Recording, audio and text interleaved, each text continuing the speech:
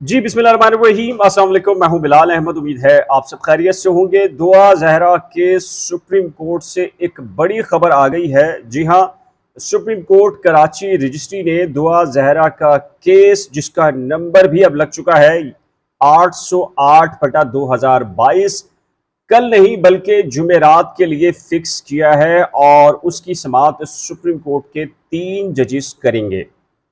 हुआ कुछ यूं, क्योंकि इस केस में अर्जेंट एप्लीकेशन यानी कि हंगामी तौर पर समाअत की एक दरख्वास्त थी और वो दरख्वास्त की परमिशन सिर्फ और सिर्फ चीफ जस्टिस पाकिस्तान दे सकते थे। इसलिए ये दरख्वास्त फौरी तौर पर इस्लामाबाद अरसाल की गई और वहां से अप्रूवल के बाद अब सुप्रीम कोर्ट कराची रजिस्ट्री का जो स्टाफ है उसने इसका जो नंबर है 808/2022 वो इंदराज कर दिया है।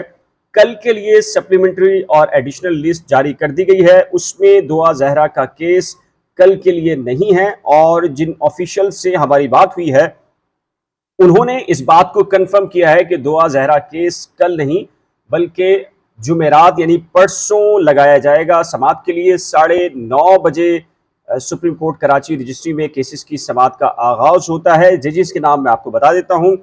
इन 3 रुकनी बेंच की सरबराही जस्टिस सज्जाद अली शाह, जबकि उनके बाद जस्टिस मुनीम अख्तर और तीसरे जज जस्टिस मोहम्मद अली मजहर हैं और इन तीनों का ताल्लुक कराची ही से है। और चूंकि 20 से लेकर 24 जून के लिए ये बेंच अवेलेबल था सुप्रीम कोर्ट कराची रजिस्ट्री में, जिसकी वजह से अब जुमेरात को मुकर्रर कर दी गई है समाअत। जिब्रान नासिर हैं मेहंदी अली काज़मी साहब की जानिब से और उन्होंने सिंध हाई कोर्ट के फैसले को चैलेंज किया है। ये ताज़ा तरीन अपडेट्स थी तो ज़रूरी समझा कि आपको आगाह और अपडेट करता चलूँ।